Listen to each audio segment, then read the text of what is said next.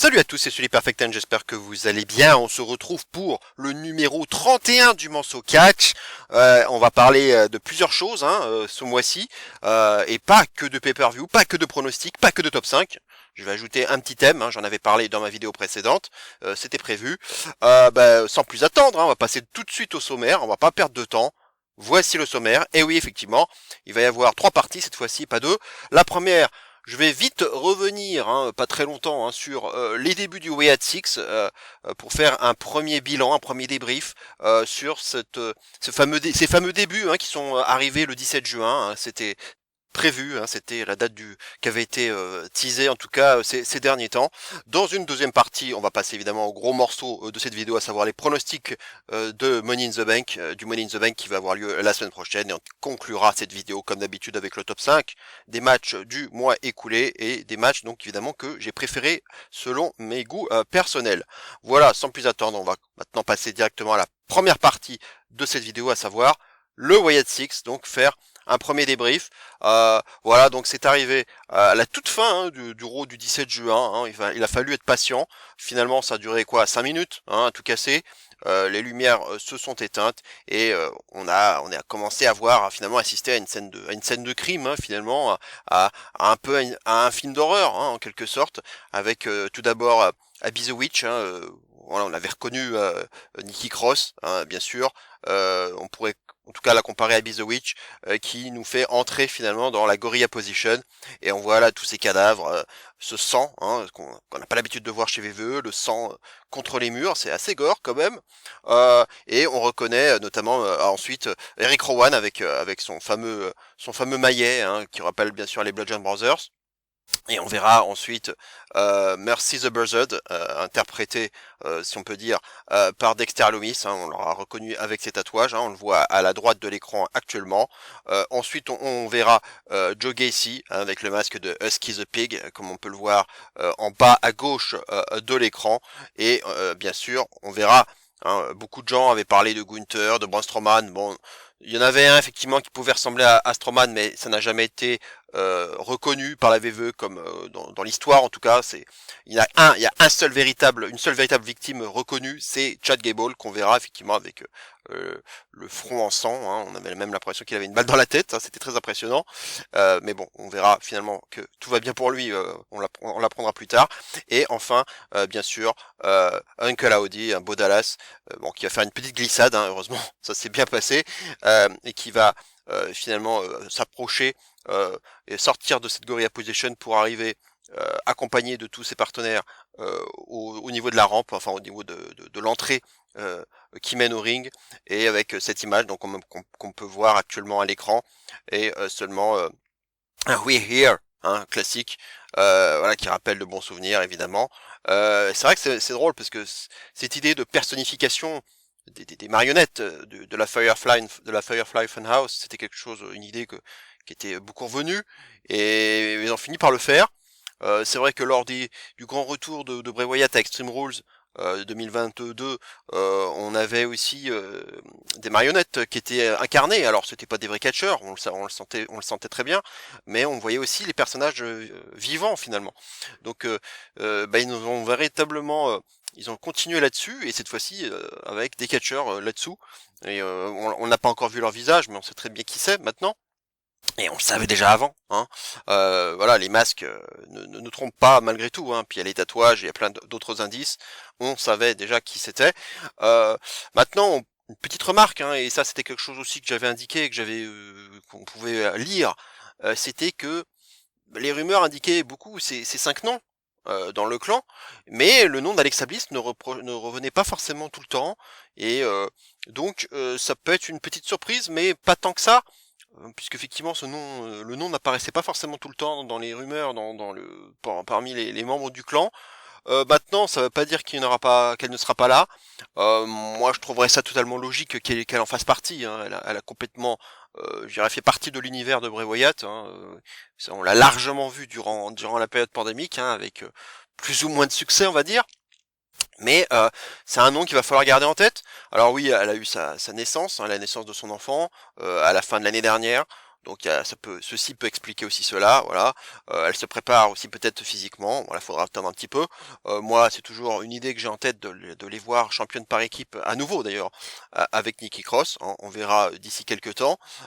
Pour l'instant, on n'a pas vu de in-ring, on n'a rien, hein, on n'a rien vu. Hein. On a vu que 2 semaines finalement. Euh, Au moins, on en a fini avec les QR codes et ça fait du bien. Franchement, moi j'en avais marre. Hein. Les QR codes, j'en avais marre. Ça allait 5 minutes. Donc là, ça fait du bien. Pour l'instant, voilà, on les voit pas beaucoup. On a vu ce segment de 5 minutes qui, à mon sens, est plutôt réussi. La mise en scène, ça fout les jetons. C'est bien fait, c'est bien réalisé. La petite note de piano, voilà, ça donne un peu de dramaturgie. La fin de show est assez saisissante. On peut se poser des questions par rapport à Chad Gable, pourquoi il a attaqué. Voilà, on finit aussi sur des questions. Et donc cette image choque, hein, vraiment. C'est une très belle image pour finir le show. Et donc lors du dernier Raw, on n'aura pas vu grand-chose, si ce n'est à nouveau Chad Gable qui est miraculé. Hein, on se demande comment il a fait finalement pour survivre à tout ça. Il n'en ressort qu'avec une simple égratignure au front et un petit pansement. Hein, c'est vraiment pas grand-chose, ce qui lui a donné du coup la possibilité de rester en course, et pour participer à ce triple threat pour se qualifier pour les Money in the Bank.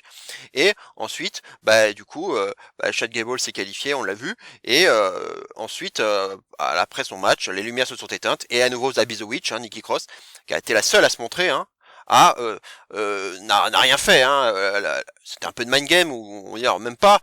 C'est même pas vraiment. Elle est arrivée sur le ring, Gable s'est enfui.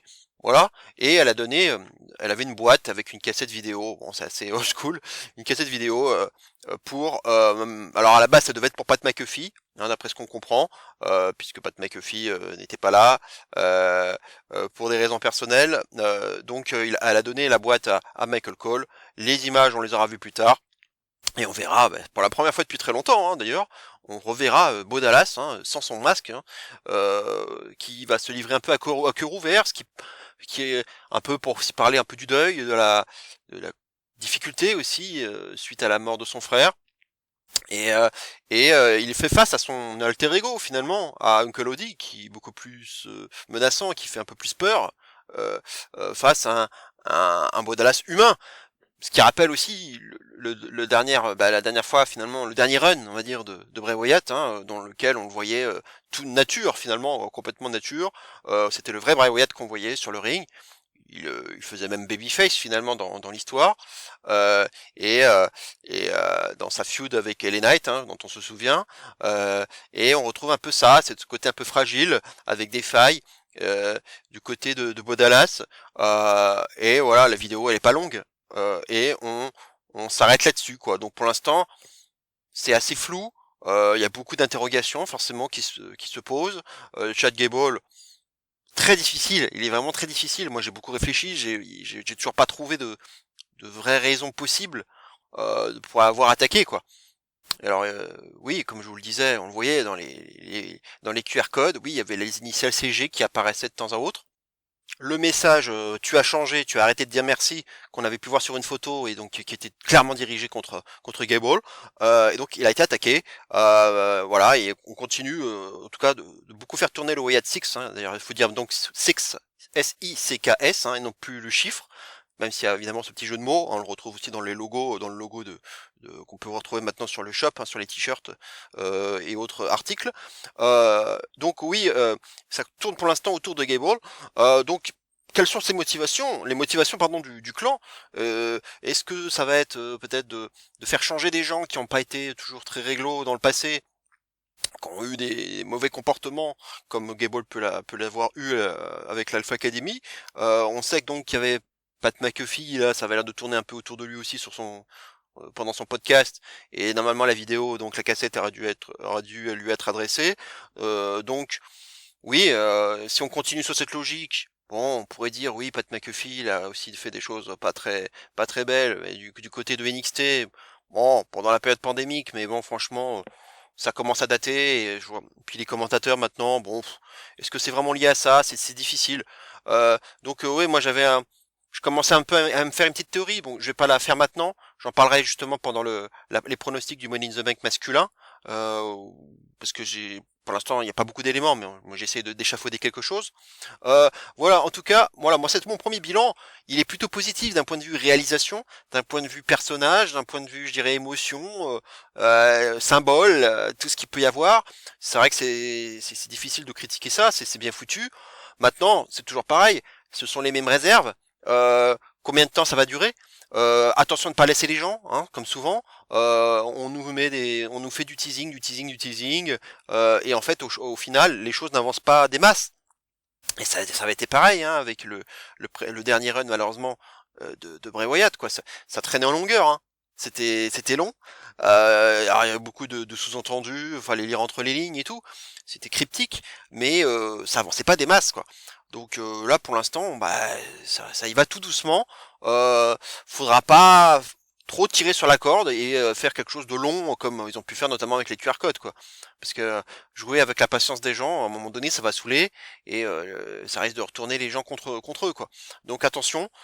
Et puis bah toujours cette réserve aussi par rapport au in-ring, parce que voilà, quand tu regardes la composition du clan, in-ring, c'est pas fou du tout, quoi. Il y a Joe Gacy qui est probablement celui qui s'en sort le mieux, mais ça reste pas non plus un extrême d'un extrême niveau, quoi. Donc et même si vous y ajoutez Alexa Bliss, ça changera pas grand chose. Bref, il va falloir surtout, je pense, se concentrer. Enfin, il va falloir oublier le in-ring et surtout se concentrer sur les histoires racontées, sur les personnages, peut-être même les promos, hein, si on en a, et sur tout ce qu'on va nous raconter, et pour voir si ça peut nous captiver, et voir si ça peut vraiment accrocher les fans qui ont aimé Bray Wyatt et qui ont aimé la Wyatt Family. Mais voilà, évidemment, c'était tout tenait pratiquement sur les épaules de Bray Wyatt. Il est plus là malheureusement, hein. Donc ça va être une lourde responsabilité pour Bo Dallas de porter tout ça et de prendre le relais de son frère.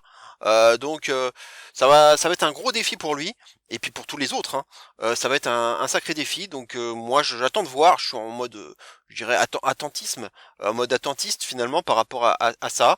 Pour l'instant, j'ai pas critiqué. Ce ne sont que les débuts. C'est plutôt sympa, c'est plutôt bien fait. Les masques, le maquillage, il y a un gros travail de fait. C'est vrai que là, de ce côté-là, ils font un gros boulot. Ils ont préparé ça depuis un bon moment, on s'en doute. C'est quelque chose qu'on a l'impression qu'ils avaient envie de faire depuis longtemps. Maintenant, bah, il va falloir que ça avance et voir comment ils vont intégrer ça dans les storylines et notamment dans les voilà pour avoir des premières rivalités, quoi. Donc est-ce que ce sera autour de Gable, on verra. En tout cas voilà, interrogation autour d'Alexa Bliss, parce que c'est vrai que quand on y pense, il y a beaucoup de clans mixtes du côté du main roster, mais pour l'instant dans le main roster, si on reste uniquement sur le main roster, je ne parle pas de NXT, il n'y a pas de clan avec deux femmes. Il y a toujours une seule femme à chaque fois. On pourrait faire le constat.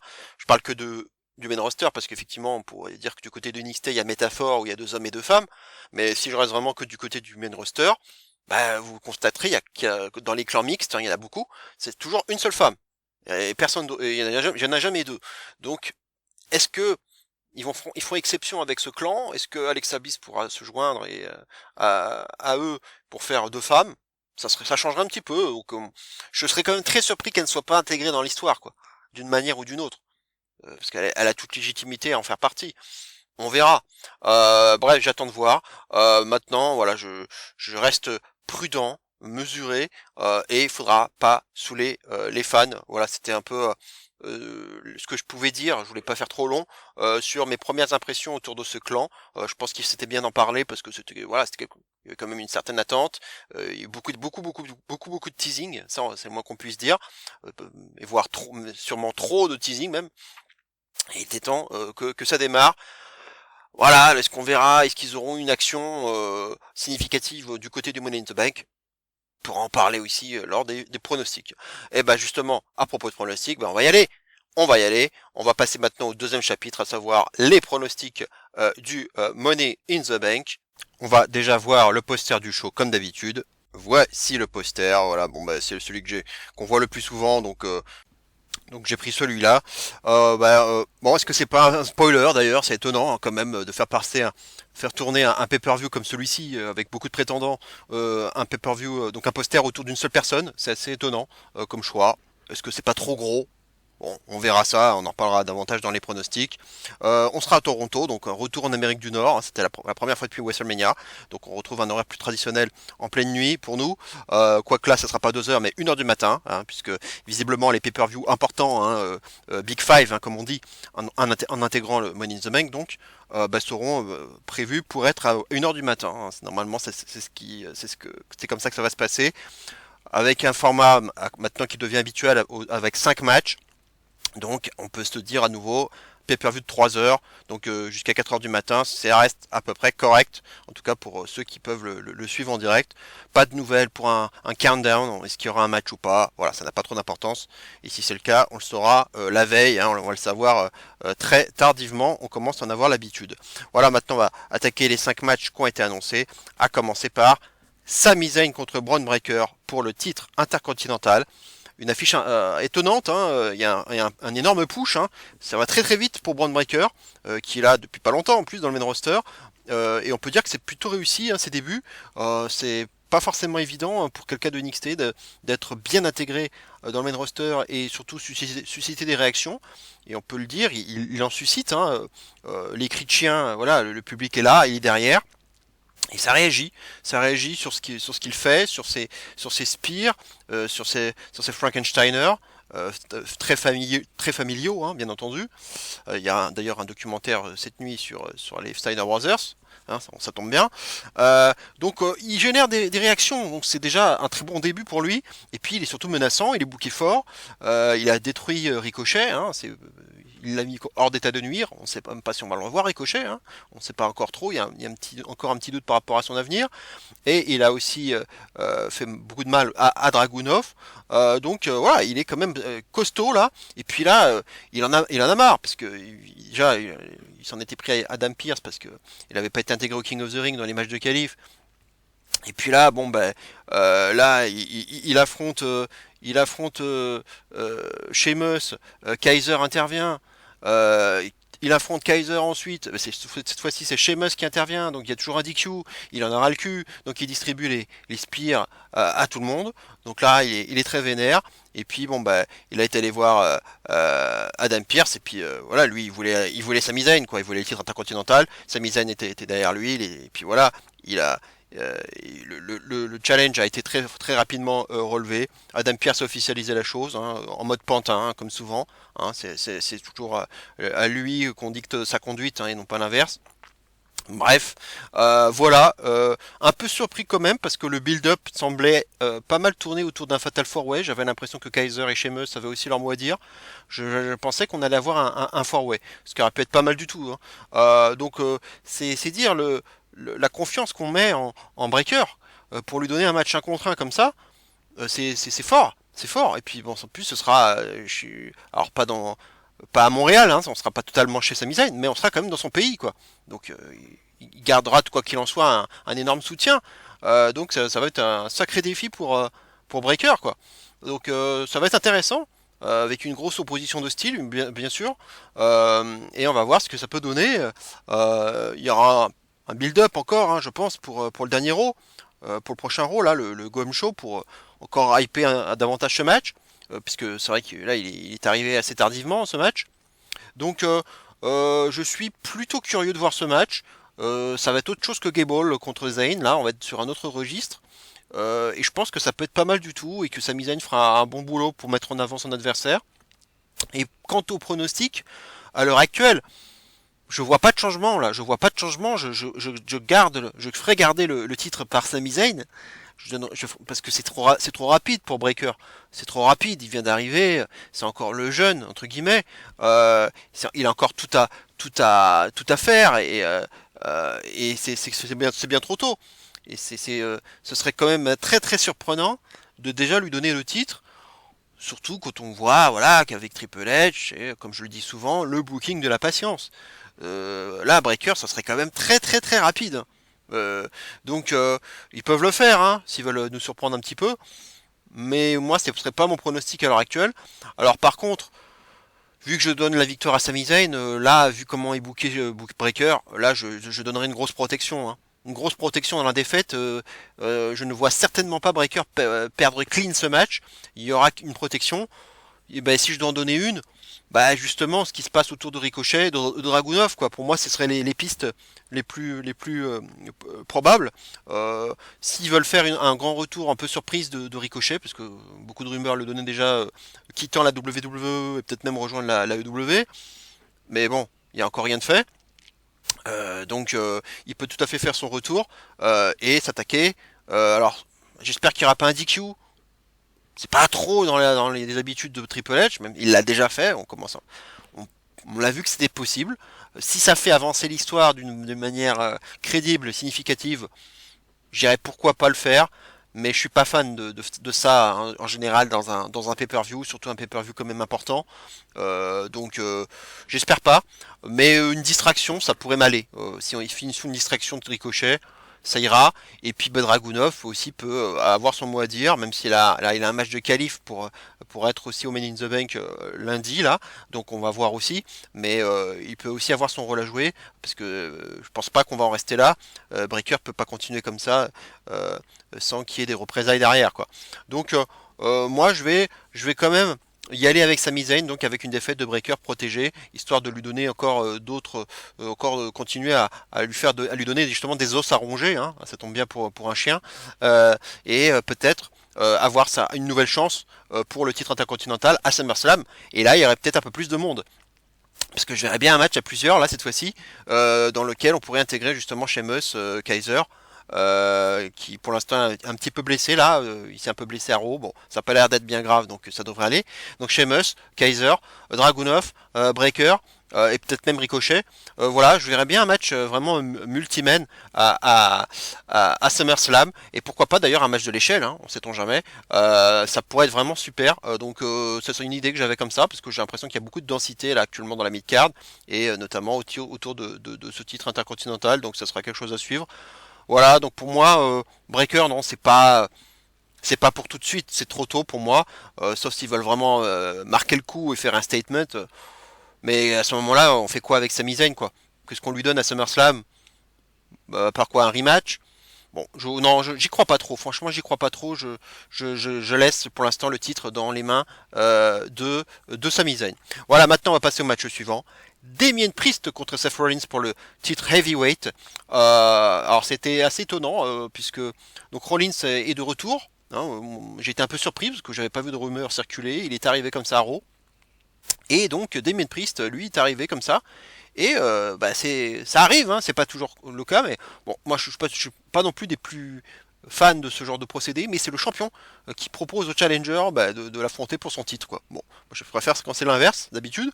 Et c'est Priest qui le fait. Alors évidemment, il s'est pas fait prier, Rollins. Et il a accepté. Voilà, les promos sont plutôt bonnes. Rollins a toujours quelques doutes quant à son côté leader, son côté homme qui porte ses coronets, Damien Priest. Donc Rollins le met beaucoup en doute par rapport à ça. Le fait aussi qu'à chaque fois qu'il défend son titre, il y a le Judgment Day qui vient l'aider. Voilà. Il y a beaucoup d'échanges autour de ça. Et on a quand même un Priest qui c'est peut-être encore déjà des graines plantées pour un futur face turn. Il a quand même beaucoup de respect pour Rollins, hein, malgré les punchlines qu'on peut avoir. On sent, hein, il considère que c'est un grand compétiteur, hein, un excellent performeur et tout. Donc il y a quand même de bons échanges, des bons compliments échangés quand même. Donc ça aussi, faudra en tenir compte. Voilà, bon, je suis pas fan donc comme je disais, de fait qu'un champion dise, est-ce que tu veux me challenger pour le titre, d'autant plus que la réponse est évidente. Hein, on va pas dire non, hein, pour ça.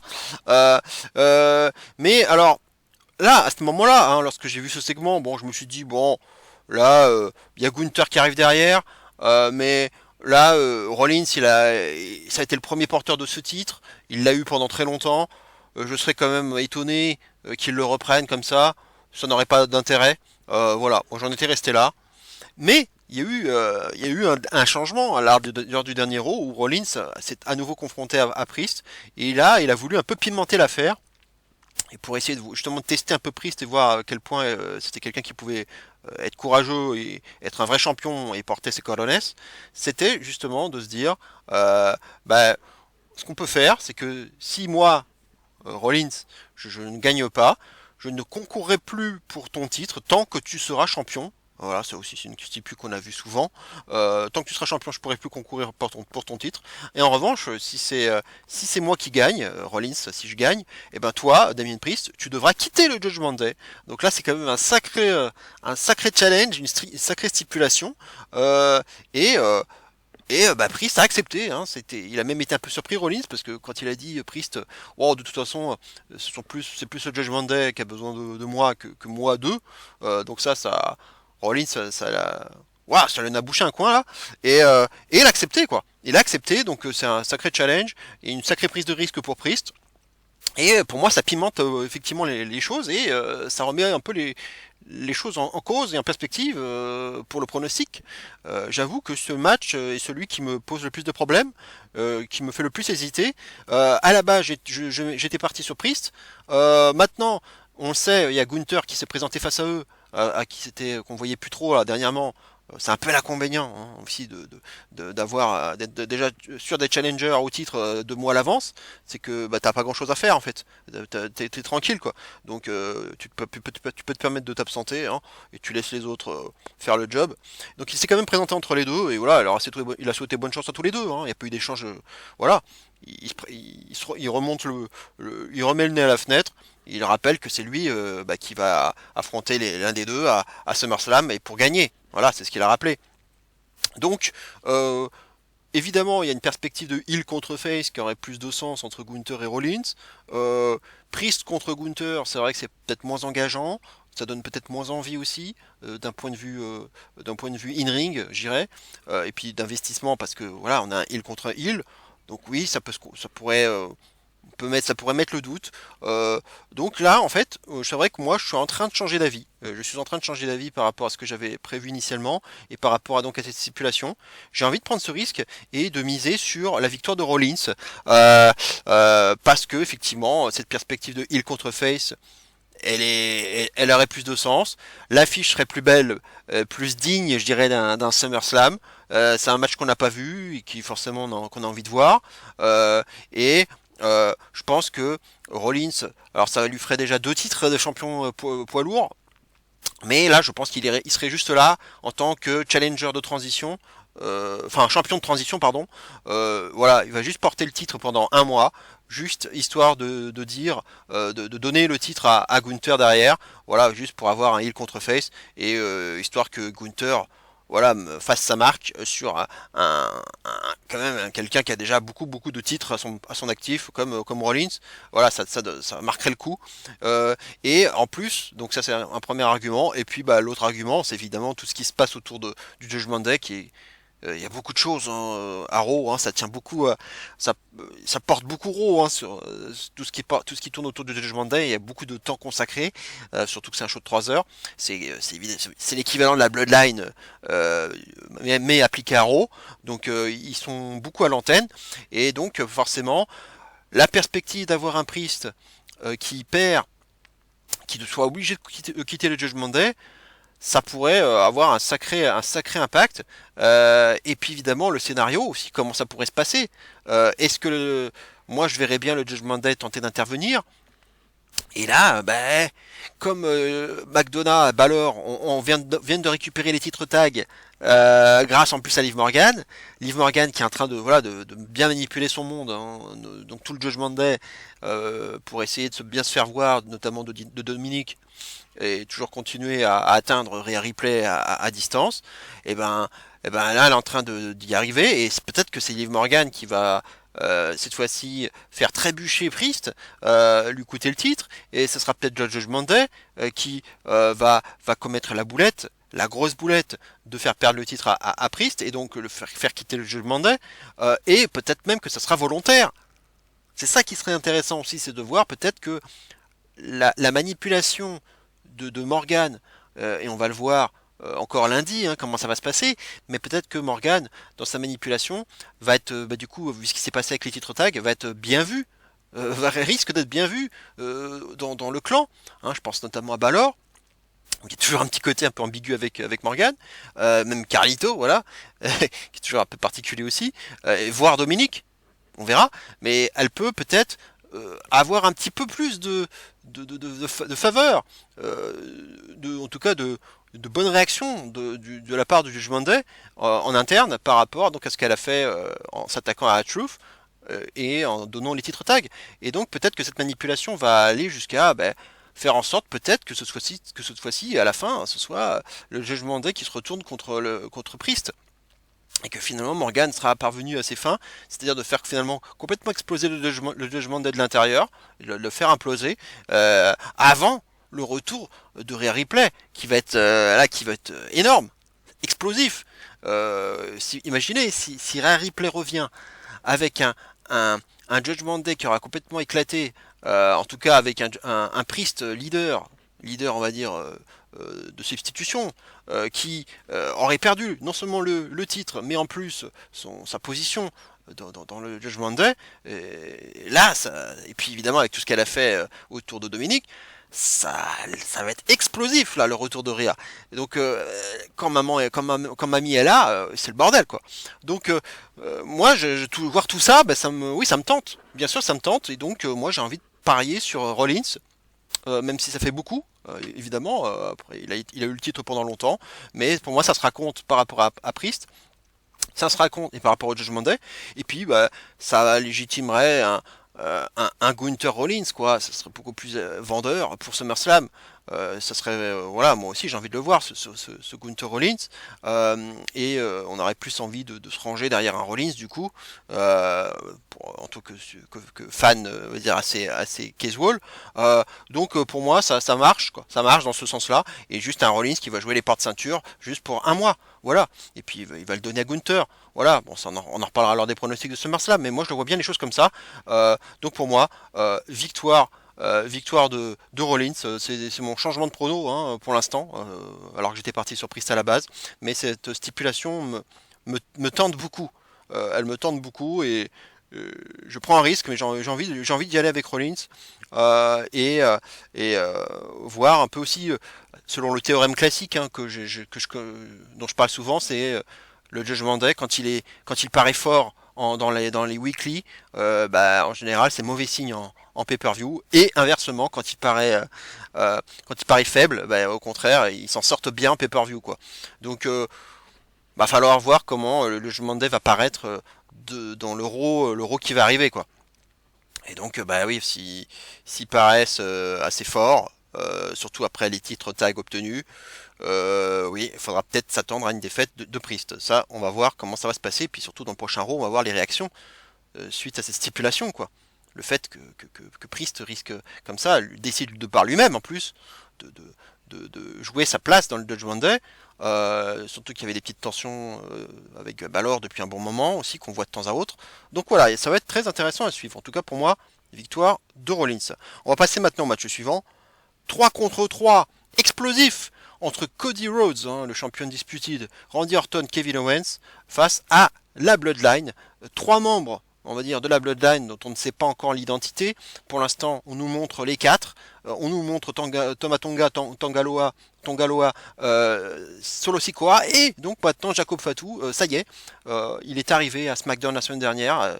On l'attendait, hein, on l'attendait pour ses grands débuts et il a été assez impactant hein, puisque Sikoa avait un plan effectivement lors d'un beatdown de fin de show, alors que les Faces avaient l'avantage. Sikoa était un peu esselé là dans le coin et puis derrière Jacob Fatu est intervenu et il a dégagé tout le monde. Le gros spear contre la barricade sur Orton, le Samoan Spike et le superbe splash sur la table des commentateurs sur Cody Rhodes qui a explosé. Et voilà, là on se retrouve avec une sacrée menace, hein, forcément qui rappelle un peu à Numaga. C'est la famille de toute façon. Bref, voilà, moi je suis super content de voir Fatou qui, de loin, en tout cas d'un point de vue in-ring, la meilleure arme de cette nouvelle Bloodline. Hein. Moi je suis très content de le voir là. Maintenant, il faut aussi rappeler quelque chose, c'est que nous serons à Toronto, donc nous serons à l'étranger, hein, finalement, hein, par rapport aux États-Unis. Et on sait qu'il a eu des problèmes judiciaires. Alors ça remonte à longtemps, mais malgré tout, il avait 18 ans. Il en a 32 aujourd'hui, il y a 18 ans. Et là, il a eu des problèmes. Il a été arrêté pour un vol à main armée. Et il a fait de la prison. Il a été retenu en... D'ailleurs, il raconte tout ça, hein, dans une interview qui est très intéressante, où il était dans le comté de Sacramento en prison. Et ce qui est drôle, c'est que le gars, il a évidemment vu sa famille, il est entouré, vraiment envahi même de catcheurs dans toute sa famille. Lui, ça n'a jamais été quelque chose qui l'avait vraiment tenté. Et en fait, c'est en étant en prison à l'âge de 18 ans il est tombé comme ça, parce qu'apparemment il disait dans chaque dortoir il y avait une télé, et il est tombé sur qui sur les Ouzo, donc c'est sur ses cousins quoi. Il tombe sur les Ouzo, accompagné de Tamina à l'époque, donc ça date quand même pas mal, 14 ans, en face il y avait David Hart Smith, il y avait Tyson Kidd et il y avait Natalia, donc effectivement on se souvient un peu de ça, et en fait ce qui est drôle, c'est que finalement, ce sont un peu ses cousins, ce sont les Ouzo qui lui ont donné envie de, un peu de mettre un pied dans ce milieu du catch, quoi. Et il y a même un quatrième frère dont on ne parle jamais aussi, Tamiko Fatou, qui avait aussi pas mal œuvré pour pousser finalement Jacob Fatou à intégrer une école de catch. Il y avait évidemment il y avait Rikishi, il y avait Black Pearl, enfin tous les membres de sa famille finalement qui avaient une école de catch. Et puis il a commencé comme ça. Il a commencé même dans la maison de Rikishi où ils avaient une piscine et un ring et il y avait un trampoline entre les deux quoi. Et c'est ce trampoline, voilà, c'est sur ce trampoline qu'il a commencé à faire des moonsaults et puis voilà toutes ces manœuvres qu'on lui connaît aujourd'hui quoi. Donc voilà, c'est une sacrée histoire. Que dans une interview qui est trouvable sur YouTube. Alors c'est étonnant parce qu'on le voit avec une bouteille d'alcool, avec une cigarette au doigt. Bon, j'espère qu'il s'est calmé de ce côté-là parce que c'est quand même assez étonnant. Bref, tout ça pour dire que avec cette histoire de vol à main armée, ça rigole pas hein, au Canada. Il devrait être interdit en fait d'y aller. Donc on devrait s'attendre du coup à son absence et normalement la composition elle se fait d'elle-même. Du coup on devrait avoir Tamatonga, Tongaloa et Solo Sikoa pour affronter les Faces quoi. Donc on devrait avoir cette composition logiquement, hein, à moins qu'il y ait des changements. Hein. Il peut y avoir il peut y avoir des arrangements judiciaires. Même si j'aimerais bien voir les débuts de Jacob Fatou en pay-per-view, hein, surtout un pay-per-view important comme celui-ci, mais j'ai quand même des doutes d'un point de vue judiciaire. Bref, en tout cas, voilà, le build-up, voilà, on le voit, hein, il y a beaucoup de tensions, de bagarres. On a vu comment ça s'était passé une fois que Cody Rhodes avait gagné son I Quit match en Écosse contre AJ Styles. La Bloodline est intervenue, Orton, Owens ont fait le save et on sentait déjà que le 3 contre 3 était inévitable pour Money in the Bank, hein, quitte à ce que le titre de Cody ne soit pas mis en jeu. Voilà, je le sentais venir. On le sentait venir, hein, ça paraissait évident. Le petit coup d'œil d'Orton sur la ceinture de Cody, bon, ça reste une petite graine plantée, mais je pense qu'on n'y est pas pour tout de suite. On verra plus gérer ça à l'automne. Je pense qu'il faudra un peu prendre son temps par rapport à ça, c'est pas encore le bon timing. Ça, tout se passe finalement autour de bagarre, quoi. C'est vraiment de la bagarre, ça, quelque chose qu'aime bien Triple H.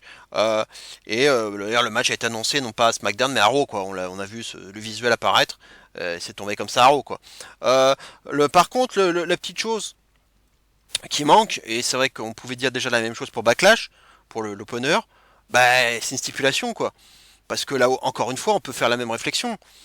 Vous imaginez faire un match 3 contre 3 traditionnel avec deux mecs qui se battent dans le ring et puis les deux autres de chaque côté tranquillement en train d'attendre avec la petite cordelette au bout de la main de faire le changement. Quand on voit le build-up, j'ai du mal à y croire. Ils vont pas rester comme ça les bras croisés à attendre le changement. Non, faut que ce soit une vraie bagarre. Donc, alors ça sera peut-être pas fait de la même façon qu'à Backlash, qu'en France, hein, faut pas exagérer. On va pas nous refaire le coup du lâchez-vous et de faire un street fight. Mais au moins proposez-nous quelque chose quoi. Faites-nous une stipulation, faites péter les barricades, faites ce que vous voulez, allez dans le public, distriez-nous. Pour moi ça pourrait être un très bon opener d'ailleurs. Hein. Moi d'ailleurs je dirais que c'est mon match mon favori pour être l'opener. On n'a pas forcément besoin de faire un match de l'échelle tout de suite. Hein. On peut le faire juste après ou deux matchs après. Mais en tout cas, moi je le verrais même peut-être plus en numéro 2 le ladder match féminin du coup, euh, et qu'on ouvre avec celui-là quoi. Voilà, ça serait assez percutant. Ça peut être l'avant-dernier, voire le dernier aussi. Je dirais, il y a plusieurs places potentielles. Je dirais en premier, en avant-dernier ou en dernier. Voilà. Mais moi, je le mettrais bien en opener. Bref, ça n'a pas trop d'importance. En tout cas, voilà, pour moi, ça serait pour lancer les shows, ça serait très bien. Hein. On l'a vu à Backlash, hein, ça s'est très bien passé comme ça. Hein. Donc, pour l'instant, pas de stipulation, mais donc du coup, ça peut aussi peut-être un peu perturber les pronostics, mais moi pas tant que ça. Pour moi, victoire de la Bloodline. Hein. Pour moi, c'est la Bloodline qu'on a besoin. Hein. C'est elle qui est menaçante. Et c'est eux qu'il faut mettre en avant. On est en train de builder un Solo Sikoa à nouveau, je dirais, comme une menace, même s'il il fait pas beaucoup de matchs, et puis du coup il en gagne pas beaucoup, a fortiori. Mais en tout cas le personnage, il prend un peu plus d'épaisseur depuis quelques temps, depuis que Reigns n'est pas là. Elle a changé un peu aussi de garde-robe. Donc, moi, le personnage, il devient plus convaincant. Il parle aussi, hein, il parle. Il demande même à ce qu'on le reconnaisse, hein, aux grandes dames de Paul Heyman, qui ne l'a pas fait d'ailleurs. Il l'a pas fait, il s'est fait dégager par tout le monde, par toute la Bloodline, à la fin du dernier SmackDown. Donc ça aussi, ça va être, c'est un segment fort et qui va avoir des répercussions forcément. Le public réclame du Roman, évidemment. Euh, voilà, donc là, ils sont costauds, ils sont de menaçants. Fatou, c'est une arme secrète, une arme fatale pour le clan. Donc là, ça se passe pas très bien pour les Faces, hein, de prime abord. Mais je vais y aller avec les heals, quoi. Pour moi, c'est à eux de gagner. Et puis, bah, on utilise quand même, hein, on peut le dire, le Solo Sikoa contre Cody Rhodes à SummerSlam. Je pense que ça va être ça le match. Alors c'est pas une affiche forcément très vendeuse, mais bah, il faut bien donner des adversaires à Cody, hein, il n'y en a pas beaucoup, je l'avais déjà dit. Il n'y a pas énormément d'adversaires crédibles pour Cody à SmackDown, donc il faut bien trouver. Pour moi, Solo, c'est possible, quoi. En le buildant correctement, ça passe, quoi. Ça va pas être extraordinaire, bon, on en reparlera dans les pronostics de SummerSlam, mais pour moi, c'est son adversaire, quoi. Orton, c'est pas tout de suite, on en reparlera plus tard. Pour moi, faut attendre l'automne. Donc Solo, pour moi, c'est le prochain.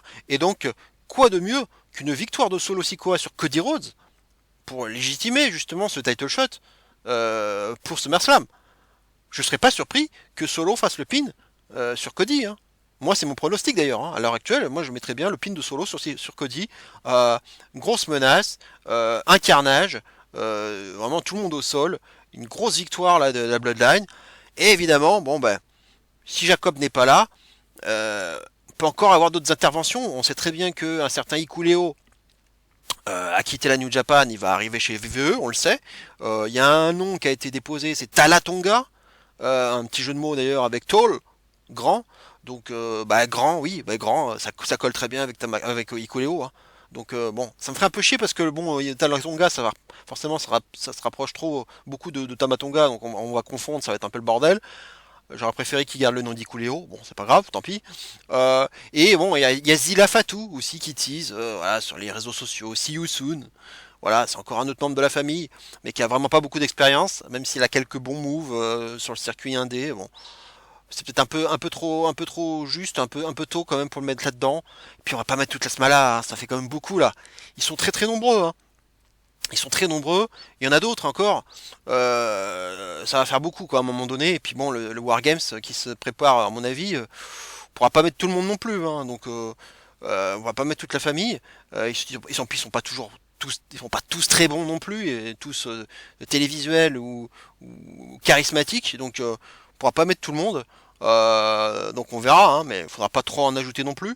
Mais on peut pas exclure une intervention d'un Nicoléo ou peut-être même d'un Zila Fatou, mais le prochain, je dirais, à se présenter, à mon avis, ce sera plutôt Ikuleo. Donc là, ça va être le géant, hein, qui est pas un grand catcheur, mais c'est un, alors c'est meilleur qu'Omos, hein, faut pas exagérer, mais bon, ça reste. Il a un bon choc slam. Bon, après, le reste, je suis pas un grand fan. Hein. Bref, voilà, ça c'est vraiment selon les goûts de chacun.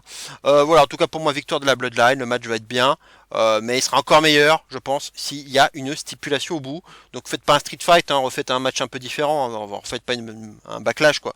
Mais donnez une autre stipulation, je sais pas, avec un stipulation à la Samoan, faites un truc, voilà, donnez un nom spécial, on s'en fout. Même pas, refaites pas un Bloodline Civil War, mais faites un truc un peu, voilà, appelez ça comme vous voulez, un Toronto Street Fight ou je ne sais quoi. Bon, c'est pas très original, mais bref, on verra. En tout cas, pour moi, il faut une stipulation. Il la faut. Vraiment, absolument. Et puis pour aussi permettre une intervention, justement, comme celle d'Ikuleo. En tout cas, s'il y a une stipulation, on pourrait se dire oui que ça sent la stipulation, ça sent l'intervention à plein nez. On va passer maintenant au match suivant, les deux gros matchs, à savoir d'abord le Money in the Bank féminin avec 5 participantes sur 6 qui ont été annoncées. Donc là j'ai mis vraiment les choses les plus à jour possible. Le plus à jour possible. Donc on a nos 5 qualifiés actuels avec Io Sky, Tiffany Stratton, Naomi, Lyra Valkyria et Chelsea Green. Et il manque une fille du côté d'Euro. J'ai mis les 3 visages en haut à droite de l'écran. Comme ça, on est vraiment le plus à jour possible. Et on aura ce match de qualif dans le prochain Raw avec entre Zoe Stark, Dakota Kai et Ivy Nile. D'ailleurs, c'est pas si simple que ça, je trouve, à prédire le résultat de ce match. Moi, j'irais plus du côté de Dakota Kai, qui, c'est vrai, elle a dit elle-même, elle a pas eu encore l'occasion d'avoir un match, je dirais, solo en pay-per-view dans le main roster. Et c'est vrai qu'elle a toujours été en équipe avec Damage Control. Et je pense que selon, encore une fois, comme je le dis souvent, le booking de la patience de Triple H, je pense que c'est comme il aime bien le faire, c'est de donner des occasions, des opportunités un peu à tout le monde, avec la patience nécessaire, mais à un moment donné, quand il y a une ouverture, Triple H n'hésite pas. Et je sais qu'il voilà, on sent qu'il aime bien Dakota Kai et il va lui donner. Je pense que Dakota Kai va se qualifier. Et puis une perspective intéressante, c'est de raconter quelque chose avec Io Sky à ses côtés. On pourrait se dire, ah, il y a quand même une menace là, elles sont à 2 contre 4, ça peut être intéressant. Et puis bon, il n'y a pas de DQ dans ce genre de match, donc on pourrait tout à fait faire intervenir Kairi Sane en plus. Donc, ouais, il y a des choses intéressantes. Et puis bon, Damage Control has to change, comme dit Io Sky, là, elle est vénère actuellement.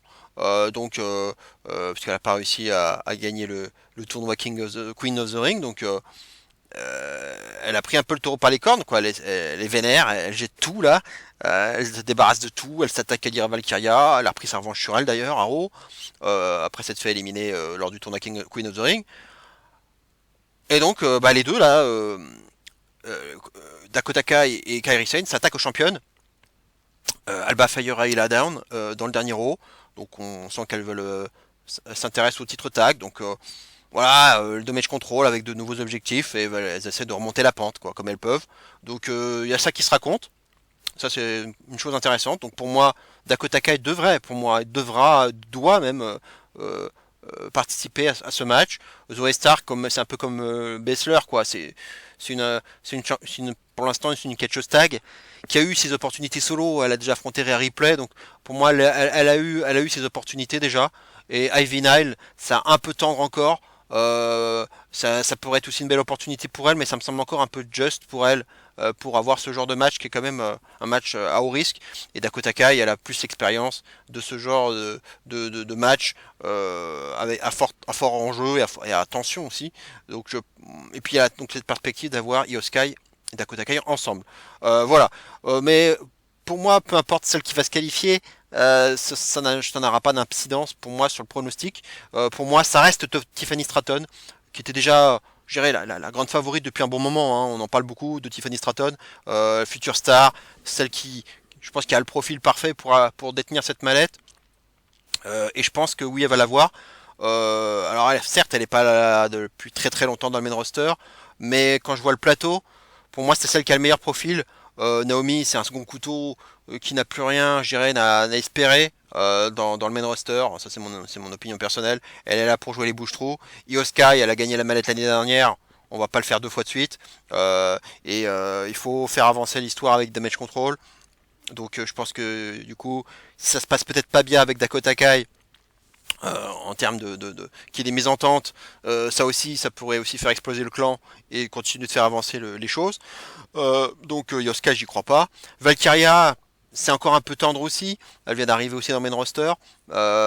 Et il y a eu beaucoup de mises en avant. Hein. Elle a même été en finale du Queen of the Ring, mais c'est encore un peu juste quoi pour avoir cette mallette. Ce serait couillu, hein, ils peuvent le faire, et ce serait couillu, mais j'y crois pas des masses.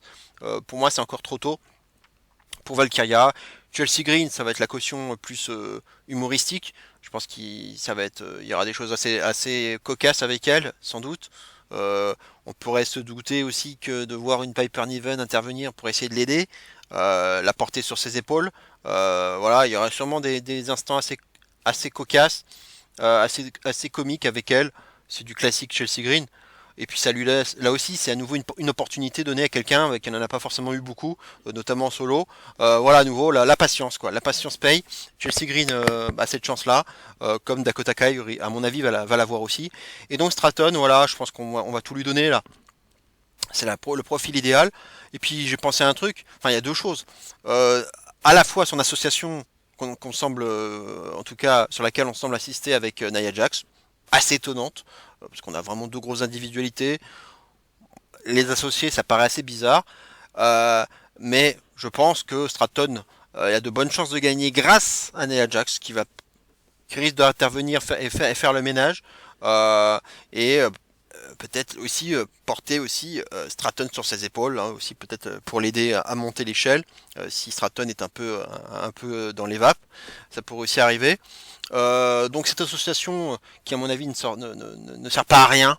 Euh, et bah, du coup, la perspective en plus d'avoir une Stratton avec la mallette et une Nia Jax potentiellement championne du côté de SmackDown lorsqu'elle battra peut-être Bayley à SummerSlam, et donc par la suite d'avoir bah, une situation assez étonnante avec bah, deux filles qui sont actuellement plutôt en alliance, mais avec d'un côté une championne et et de l'autre une Miss Money in the Bank.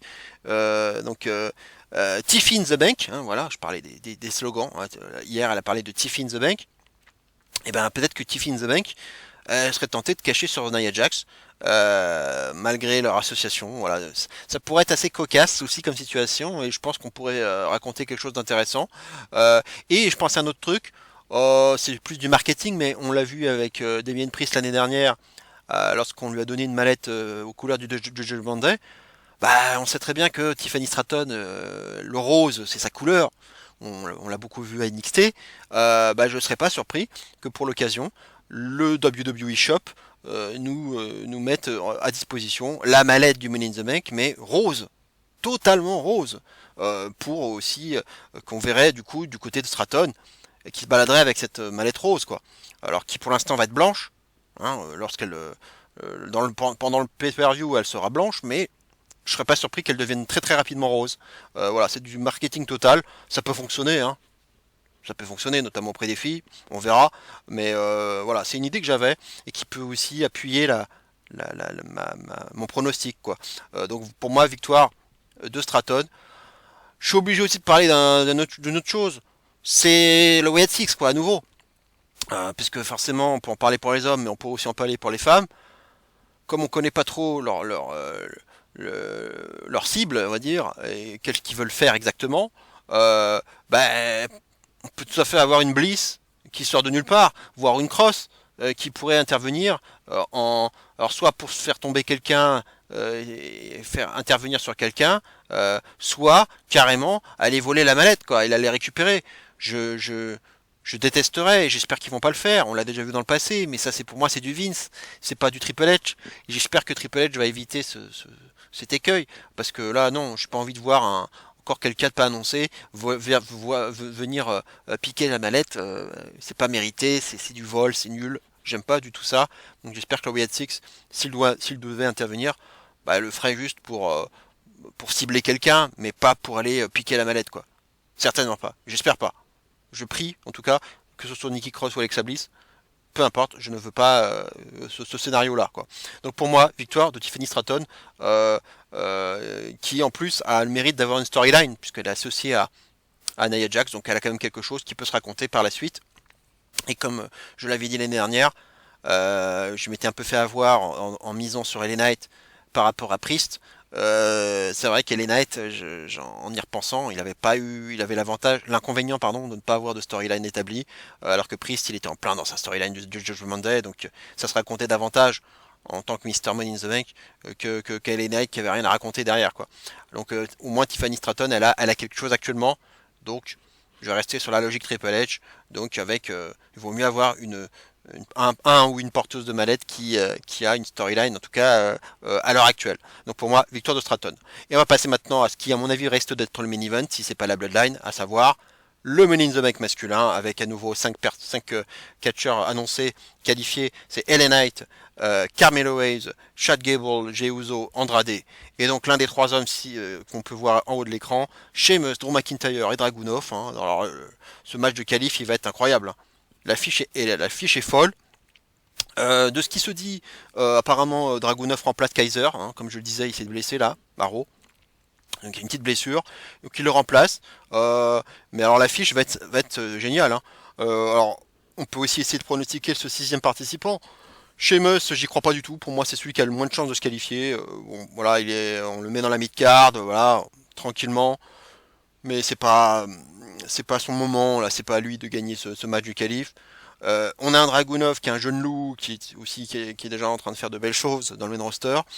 Mais pour l'instant, ça reste encore mid-card et il est encore aussi au tout début, quoi. Donc pour moi, c'est encore trop tôt. C'est encore comme Valkyria, quoi. Il est encore en train de faire ses preuves, même si c'est déjà assez convaincant. Mais je le verrais plus tourner autour du titre intercontinental et notamment aussi avec Broad Breaker. Donc il pourrait tourner autour du titre IC à SummerSlam. Dragunov, voilà, ça serait déjà une bonne chose pour lui. Je le vois pas gagner, malgré une performance, je pense qu'il sera très très honnête dans ce triple threat. Et McIntyre qui évidemment va être le grand favori, lui qui s'est déjà annoncé lui-même hein, au Money in the Bank lors du dernier Raw. Bon, Adam Pearce évidemment lui il était pas d'accord avec ça et on s'est retrouvé donc avec un match de qualif, hein, ce qui est normal, hein, faut qu'il se qualifie comme n'importe qui. Donc Drew va devoir se qualifier et essayer de prendre cette mallette et puis corriger l'erreur, on va dire, de ne pas avoir d'avoir perdu ce titre justement en s'étant fait cacher lui-même à la figure à cause évidemment de Voldemort. Ça fait 3 fois qu'il se fait avoir par lui, et donc il est toujours obnubilé par lui. Il a même fait mine d'abandonner, hein. Il est revenu finalement, évidemment. Bref, en tout cas, McIntyre pour moi, c'est le sixième. C'est le sixième homme, à n'en pas douter, c'est celui qui raconte le plus de choses. Ce sera la grosse menace du coup du match. Mais maintenant on va écumer les participants et les chances de chacun. LA Knight, c'est un peu bizarre parce que l'année dernière justement, comme je le disais, il avait pas de storyline, mais il était quand même dans le gros favori du match. Et là, c'est un peu l'inverse. Il a cette fois-ci l'avantage d'avoir une storyline et donc d'être un peu plus armé pour être un Mr. Man in the Bank. En tout cas, selon la logique de Triple H. Mais en même temps, je le trouve moins favori que l'année dernière, quoi. Parce que là, il y en a d'autres qui, je pense, vont lui passer devant. Et les Knights, il a évidemment Logan Paul qui est sa grosse rivalité actuelle. Il y a Carmelo Hayes dans une moindre mesure, qui est aussi, qui est d'ailleurs qui va être son adversaire dans ce match, l'un de ses adversaires, et qui est aussi un peu en rivalité avec LA Knight. Donc les choses vont se régler aussi entre eux pendant le match, ça c'est sûr.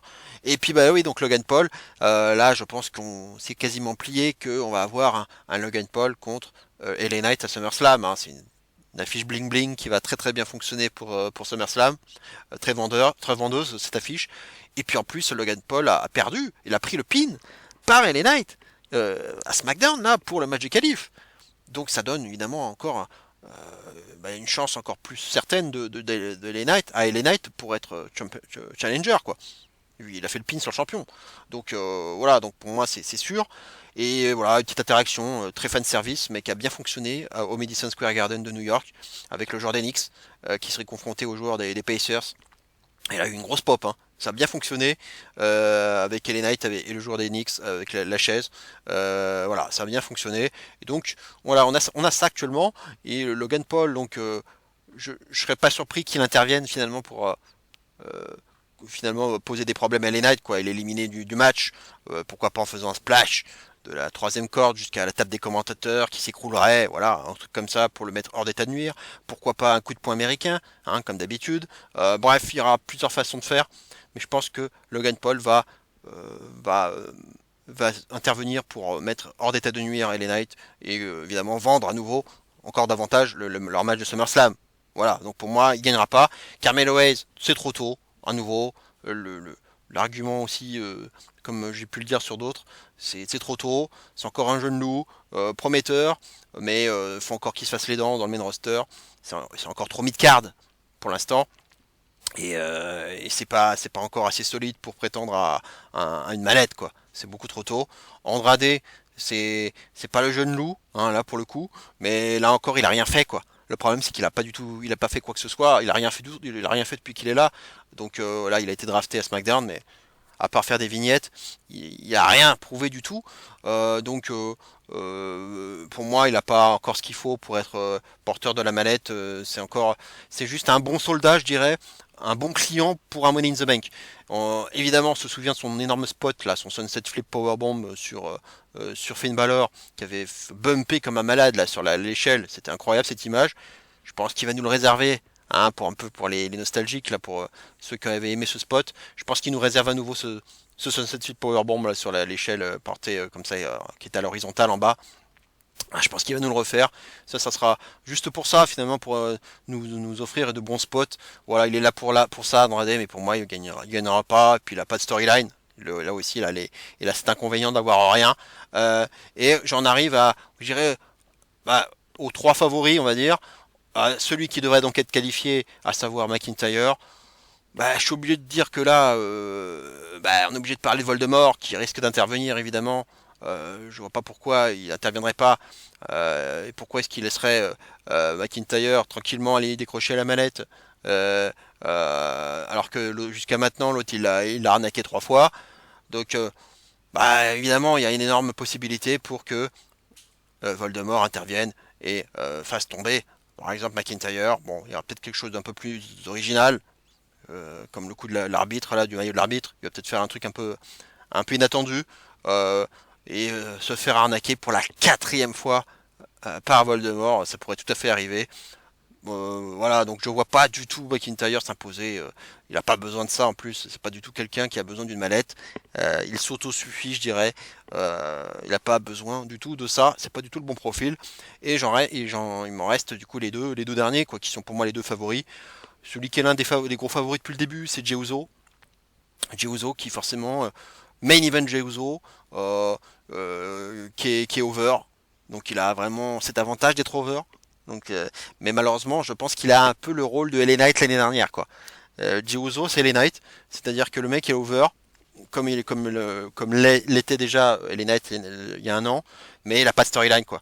Le problème, c'est que Jey Uso, il a pas de rivalité à l'heure actuelle. Il fait des belles entrées et puis c'est tout. Pour l'instant, il y a que ça. Le public il est à fond dans le Yeet Movement, mais pour l'instant il n'y a que ça, hein, il faut être honnête.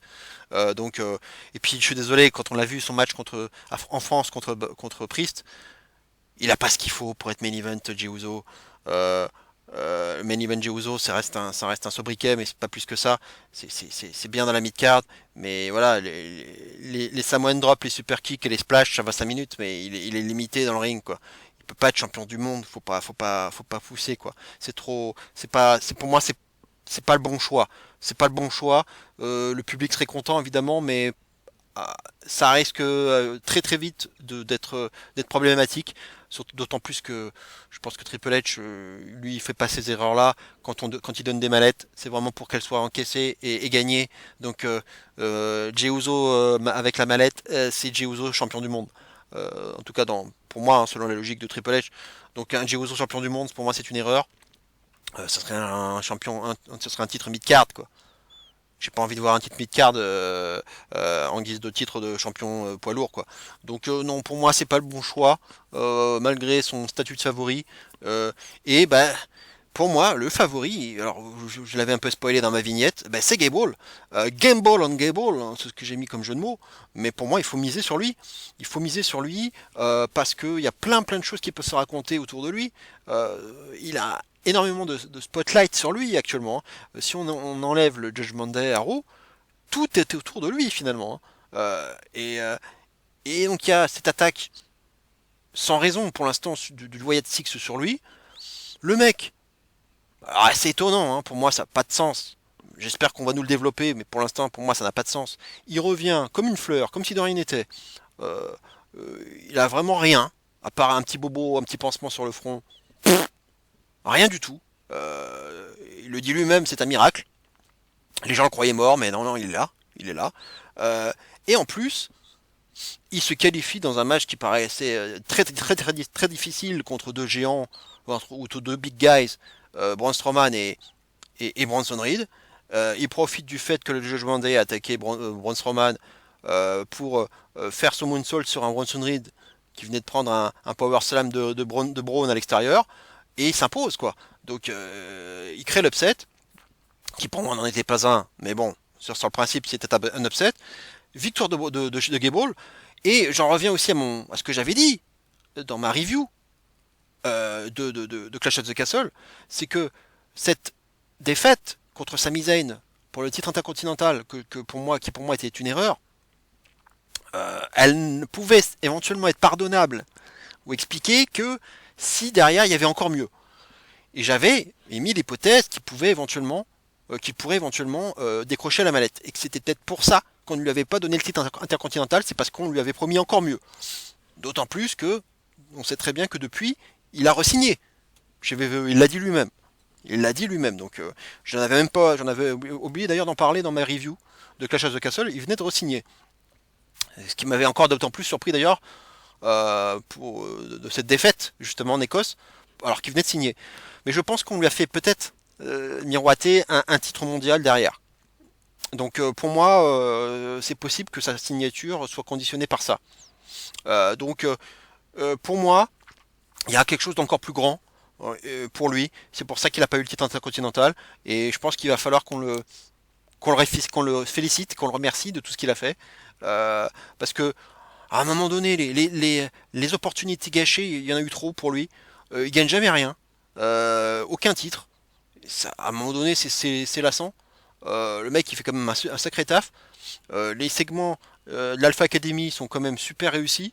Non, mine de rien, il provoque beaucoup de réactions, que ce soit positif, négatif, peu importe, il en provoque. Et les segments d'Alpha Academy sont réussis.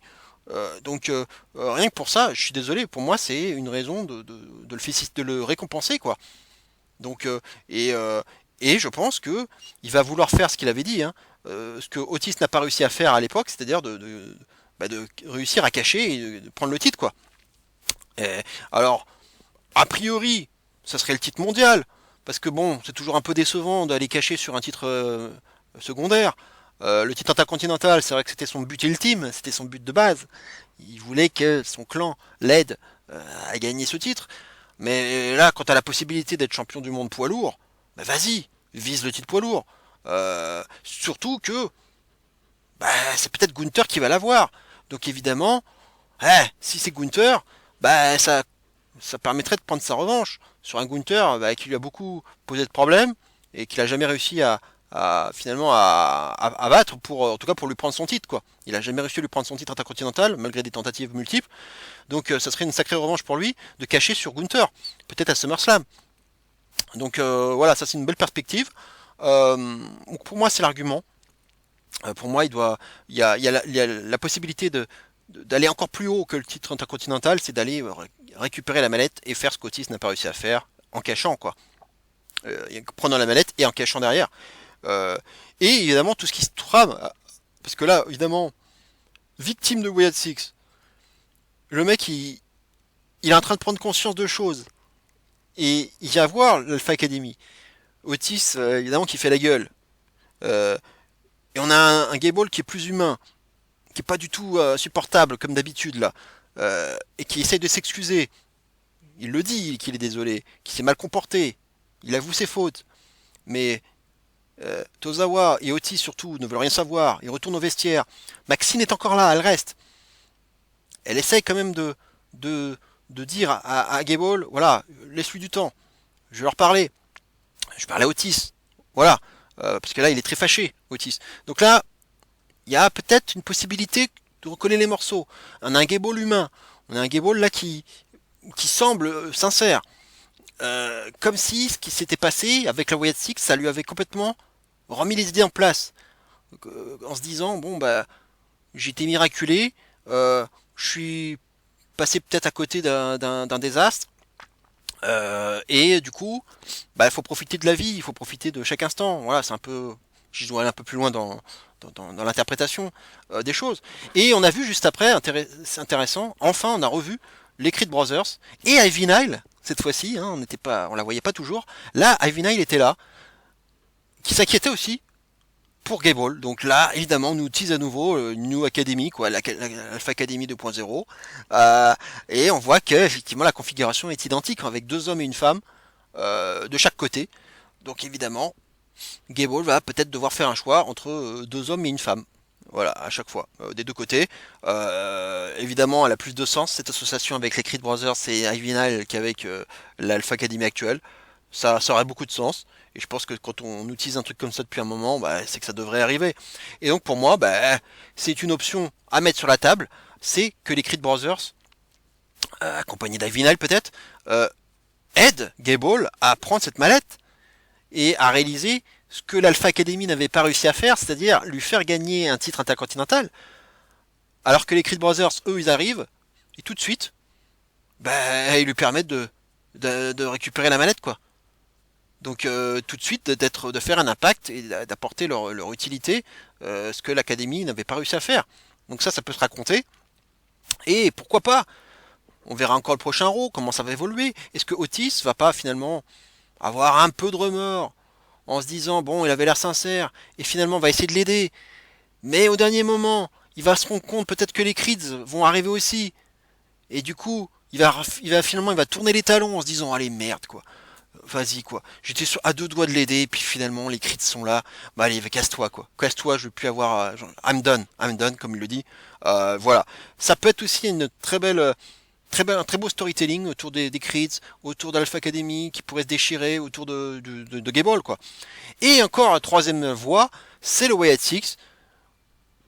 Bah, Wyatt Six, on sait toujours pas vraiment leur motivation vis-à-vis de Gable. Ils lui ont fait très mal évidemment. Ils ont fait du sale, mais il est miraculé. Donc on peut se poser des questions. C'est pour ça que là, j'en arrive à une interprétation. J'ai pensé à l'époque de Wyatt, du Fiend, avec, vous savez, les deux gants Heal, Hurt and Heal, donc blessé et soigné. Et on se demande s'il n'y a pas ce côté-là aussi avec lui. Le mec, ils l'ont blessé très sauvagement, et à la fois derrière, il se soigne, mais aussi bien physiquement que mentalement. Il redevient une bonne personne. On a l'impression que là, alors je vais peut-être pas parler de face turn, c'est un peu exagéré là, mais en tout cas, on a vu un Gable humain lors du dernier Raw. Là, il a pris une sacrée dose d'humilité à travers ce qui s'est passé. Est-ce que finalement, c'est qu'une piste parmi tant d'autres, mais est-ce que le Wyatt Six va pas être finalement une machine à face turn, une machine à corriger les erreurs du passé, à changer les hommes, ou voire les femmes, qui se sont mal comportés dans le passé, et les transformer en de nouvelles personnes, mais de bonnes personnes, pour essayer de rectifier finalement si c'est possible, le passé, quoi. Mais peut-être que McAfee, ce serait pareil, au vu de tout ce qu'il avait pu faire de mal, on va dire, à NXT. Bon, ça a moins d'intérêt pour moi, mais bon, bref, on verra. Mais ma petite théorie, ce serait ça. Peut-être que Gable va petit à petit turner face, et grâce finalement au Wyatt Six, c'est un peu bizarre de dire grâce, mais c'est vrai, qu'il a vu les choses autrement. Il a été blessé, hurt, et maintenant ils sont en train de le soigner psychologiquement, heal, et voilà, fallait souffrir, souffrir pas pour être beau, mais souffrir pour retrouver la gloire et retrouver une bonne image. Et peut-être que là, il va la retrouver cette bonne image. Donc pour moi, il y a plein de choses intéressantes autour de Gable. Et j'en reviens à ce que je disais sur ma petite théorie avec Triple H, c'est que un Mister ou une Miss Money in the Bank doivent avoir une storyline pour avoir cette mallette, pour que ça raconte quelque chose derrière, quoi.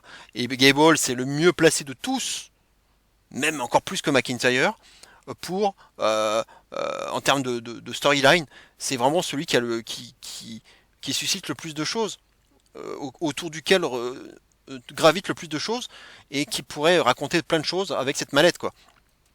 Avec deux clans possibles finalement à joindre, en tout cas pour lesquels il serait le leader. Et les Wyatt Six, on sait pas trop ce qu'ils veulent faire avec lui, quoi. Bref, voilà, il y a beaucoup de choses. Et c'est même pas sûr que Wyatt Six. Ouais, vous allez me dire, ouais, le Wyatt Six, ils vont le faire tomber de l'échelle, ils vont faire un truc comme ça. Mais même pas sûr. C'est ça qui est étonnant, c'est que le Wyatt Six n'est peut-être même pas l'ennemi de Gable, en fait. La seule mal qu'ils lui ont fait, c'était le 17 juin. Mais maintenant, c'est fini, peut-être. Peut-être qu'ils ne veulent plus de mal. Nikki Cross, elle est arrivée comme ça avec la boîte, là. Elle a rien fait à Gable. Elle s'en foutait même, elle est allée voir Michael Cole. Bah, Gable, il a pu s'enfuir tranquillement. Donc finalement, est-ce que c'est pas déjà fini le mal pour le Gable du côté en tout cas de la part du Wyatt Six? Voilà, c'est des choses intéressantes. Donc pour moi, le meilleur profil c'est Gable parce qu'il le mérite, parce que il y a trop d'opportunités ratées avec lui et que ça me permettrait au moins de personnellement d'être moins rageux vis-à-vis de sa défaite en Écosse. Parce que pour moi c'était la défaite de trop et ce serait la seule justification qui me permettrait de, de mieux comprendre pourquoi il avait perdu. Parce qu'il fallait, enfin, on va lui donner la mallette. Et puis il a re-signé, donc c'est qu'il y a un gros truc derrière, quoi. On lui a fait miroiter un truc, c'est pas possible. Le mec il suscite des réactions. Donc il faut le remercier, il faut le féliciter, quoi. Et le récompenser pour tout ça. Donc pour moi, on va avoir Master Gable, voilà, c'est ce qu'il a dit lui-même. Hein. Lorsqu'il va prendre la mallette, il va devenir Master Gable. Et avec plein de choses intéressantes qui peuvent se passer. Et le prochain Raw va aussi nous donner pas mal d'éléments intéressants en termes de storytelling et d'intervention possible. Voilà, mon pronostic, il est fait. Voilà, je vais conclure cette vidéo par le traditionnel maintenant. Top 5 des matchs que j'ai préférés ces 3 dernières semaines. Donc c'est pas les 4 dernières semaines, hein, mais le prochain top 5 ce sera le cas. On sera sur tout le mois de juillet. Là c'était du 9 juin au 30 juin pour être précis. Le choix n'a pas été simple. Il y a eu de bonnes choses. J'ai vu un 2 out of 3 falls du côté de la CMLL qui était très bon entre Hechicero et Zack Sabre Jr. J'ai vu un très bon match aussi entre Yuma Ansai et Hideki Suzuki aussi du côté de la All Japan. Voilà, c'était des matchs qui étaient aussi potentiels pour être dans le top 5. Mais voilà, j'en ai trouvé d'autres. Et voilà, c'est chacun après à ses propres goûts. Voilà, je vais commencer tout de suite avec le numéro 5 de ces classements. Il s'agit de Go Shiozaki et Yun Akiyama contre Naomichi Marufuji et Takashi Sugiura. C'était lors du show Noah Limit Break 3 Go Shiozaki début 20th Anniversary Memorial, hein, excusez du peu, c'était long, le 19 juin, 4 étoiles écart pour la note. Bah, tout est dans le titre, hein.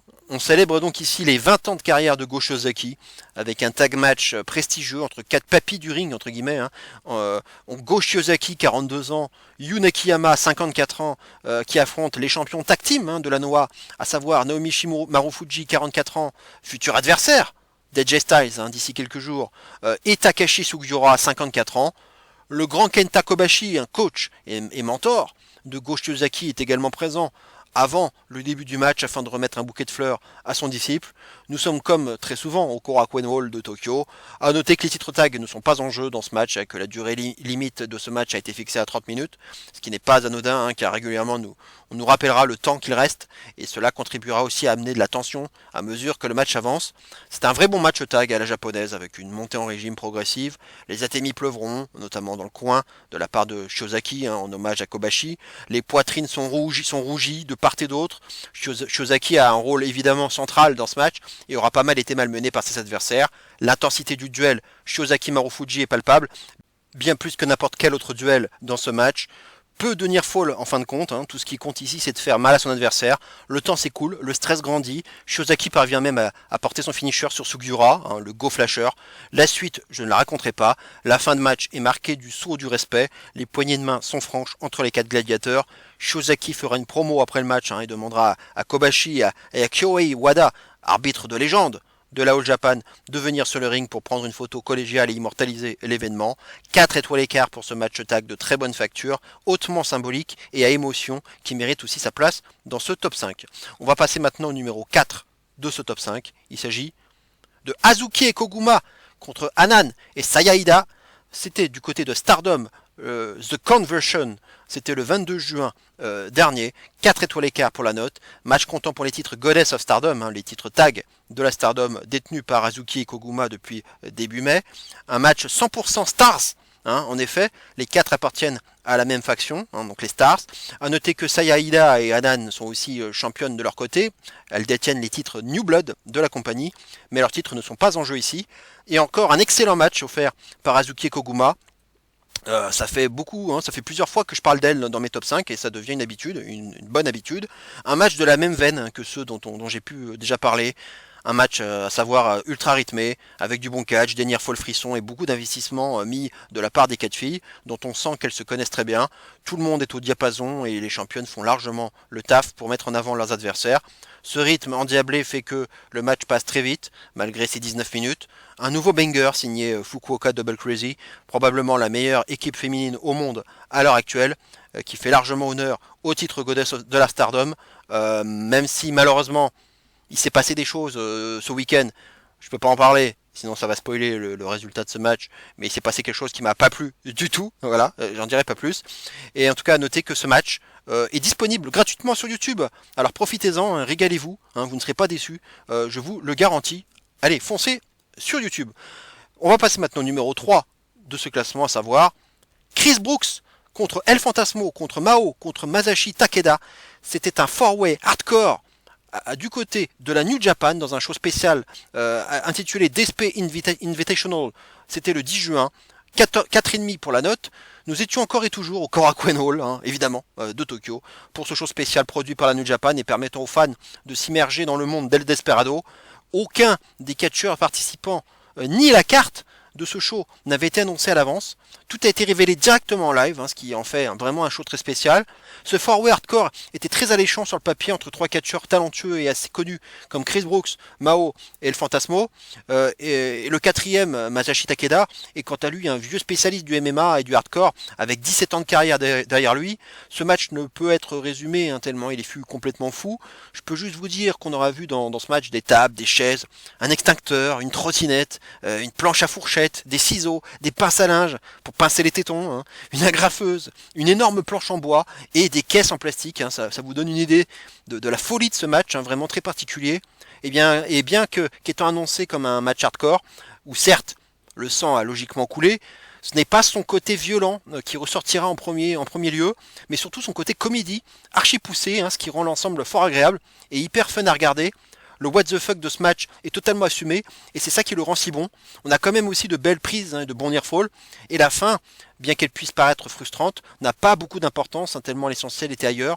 Un véritable match de gala à consommer sans modération, hein, autour d'une bière et d'un seau rempli de popcorn. Foncez voir ce match, hein, vous ne serez pas déçus, c'est 20 minutes de pur bonheur, d'où ce 4 étoiles écart qui à mon sens est mérité, même si le in-ring était nettement secondaire ici. On va terminer pratiquement, on va passer d'abord au numéro 2 de ce top 5, il s'agit de Taiji Ishimori contre El Desperado. C'était à New Japan Dominion, finale du Best of the Super Junior le 9 juin, 4 étoiles et demie pour la note.